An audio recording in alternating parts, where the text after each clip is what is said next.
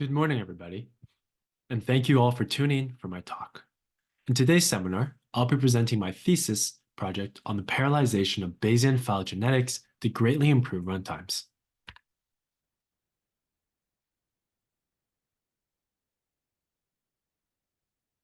First, allow me to introduce myself. My name is David Yang, and I'm a student pursuing my master's degree in mathematics and statistics. Aside from this thesis project, which I'll be presenting today, during my master's degree, I also worked on other collaborative projects. This includes various different statistical analysis involving data from primates with eye disease and data from humans with cancer metastasis.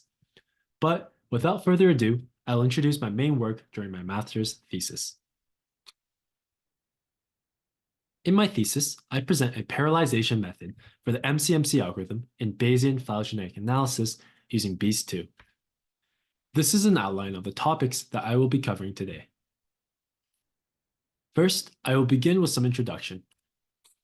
Phylogenetic analysis is the study of evolutionary history and depends on theories of evolution which imply a tree of life relating all biological entities. It has been previously used to study evolutionary relationships between animals and viral outbreaks, such as in SARS-CoV-2 and HIV. In phylogenetic analysis, phylogenetic trees can be generated based off of genetic relatedness.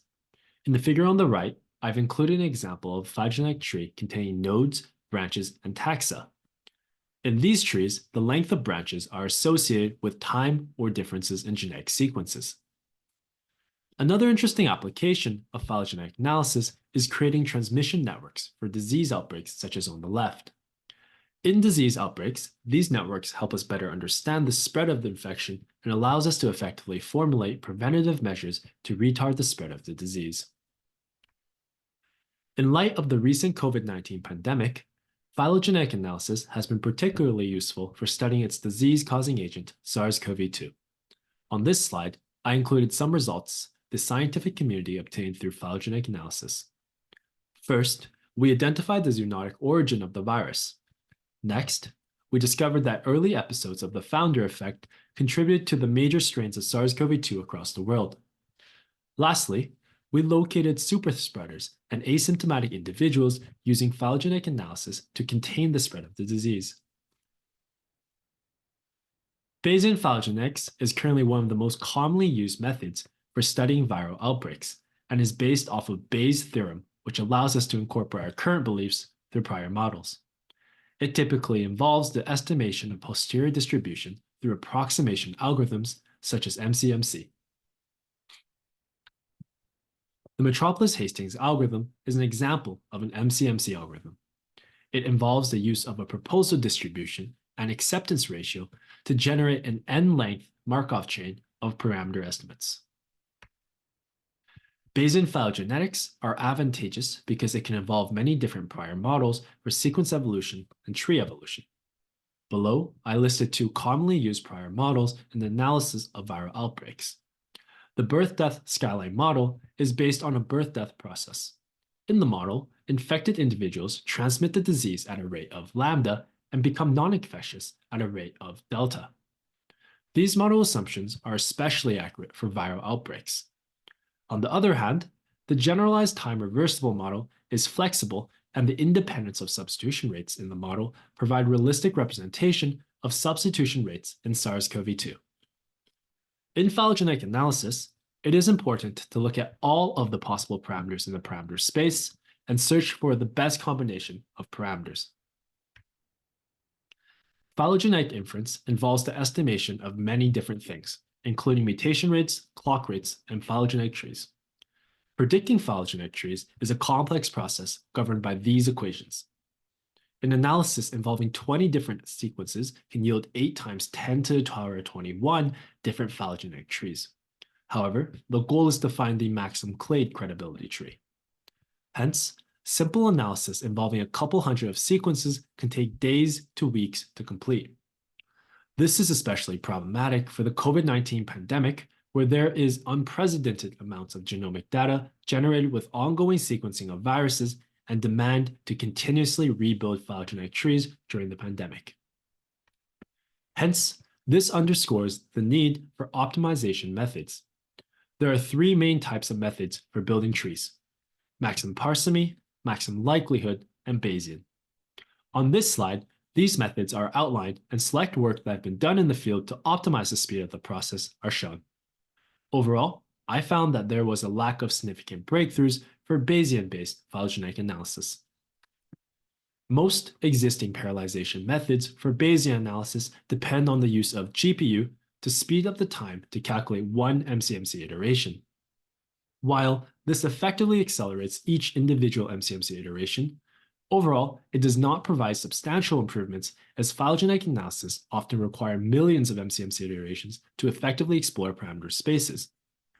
Very few current optimizations perform chain-level parallelization, which greatly improve runtimes. At the time of my study, I found a lack of effective chain-level parallelization involving the software Beast2, which is recognized for being usable, open, and extensible.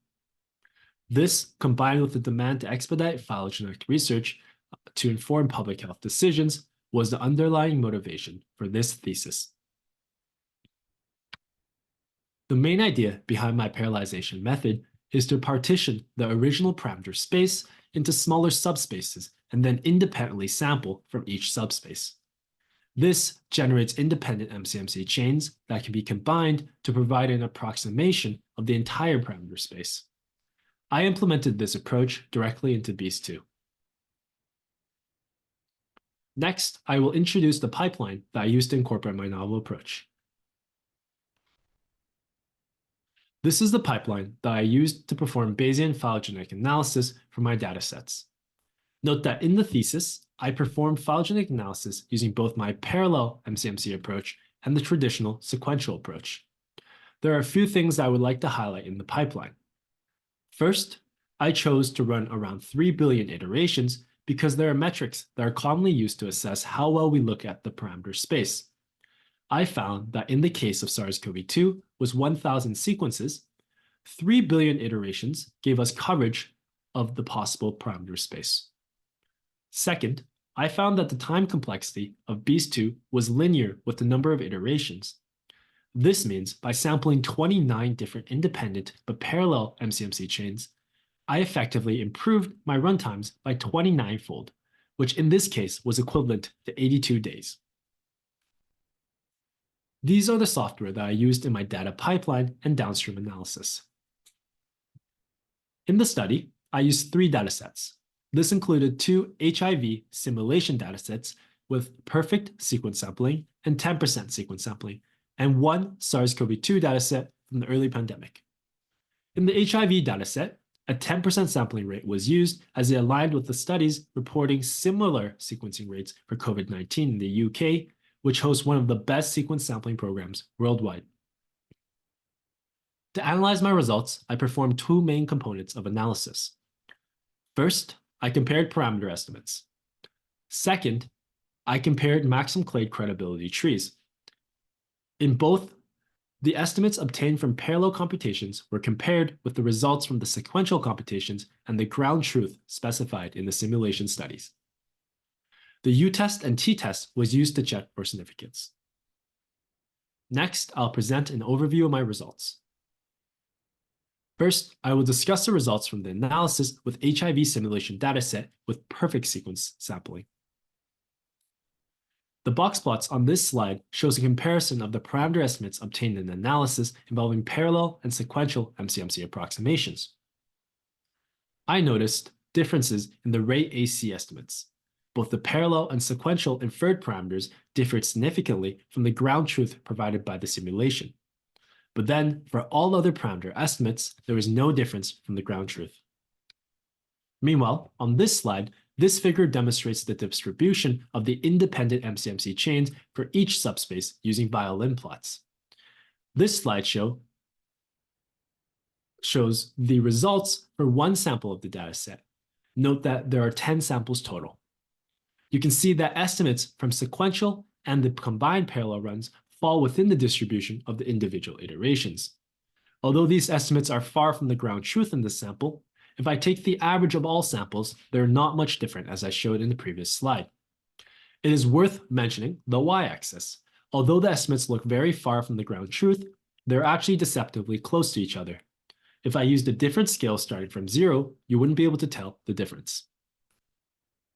In this slide, I show the differences between the maximum clade credibility phylogenetic trees with box plots for the distance metrics from the ground truth. The higher the number, the more dissimilar the trees are.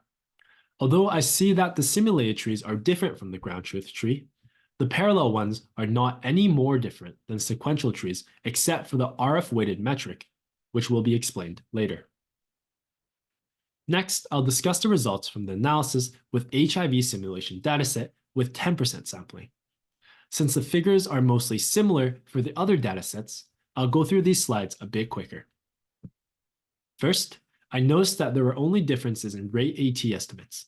Both the parallel and sequential inferred parameters differed significantly from the ground truth provided by the simulation. But then, for all other parameter estimates, there was no difference from the ground truth.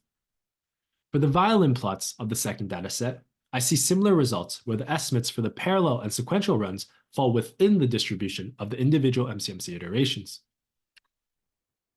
For the comparison of the phylogenetic trees, I saw that the parallel trees are significantly more different than sequential trees in terms of the geo-unrooted and RF-weighted metrics.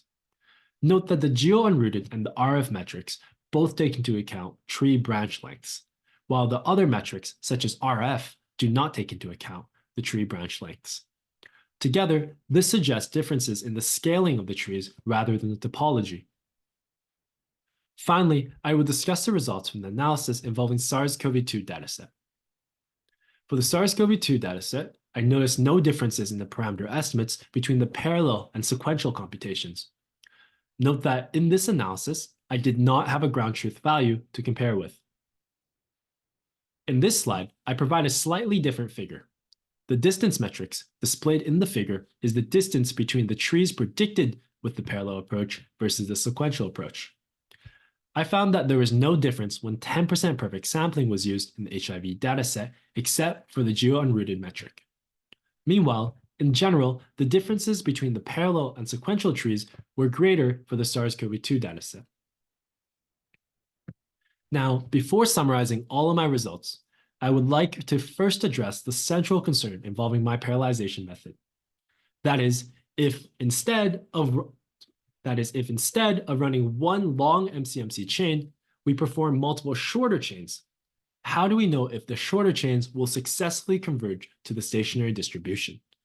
And this concern is very valid, because if we don't converge to the stationary distribution, then any parameter estimates or phylogenetic tree predictions that we get from our analysis would be inaccurate. However, in my study, I found that this wasn't much of an issue for the shorter chains that I performed.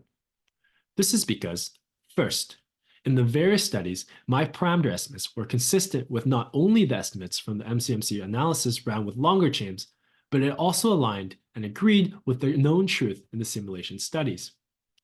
Second, I also noticed that when I combined the shorter MCMC chains, their trace plots show that they converge to the same stationary distribution as the longer MCMC chains. This is seen in the figure on this slide, where the MCMC chains from the parallelization method is superimposed on the trace plot from the traditional method. And so, in order to understand this, it is important to consider the fact that although I split my analysis into so-called shorter chains, these shorter chains still consist of 100 million iterations each. While it may be true that if the parallel chains were considerably short, there might be convergence issues. But in the context of this study, advancements in computational power have allowed us to run millions of iterations in a matter of hours. Hence, the concerns of convergence that troubled earlier pioneers of similar parallelization methods no longer pose a fundamental problem to my methodology. Next, I'll move on to the conclusion. In this slide, I'll summarize our results. So first, overall experiment runtimes were reduced by almost 84 days owing to parallelization. The sequential MCMC runs provided no significant advantage in terms of predicting parameter estimates than the parallel MCMC runs.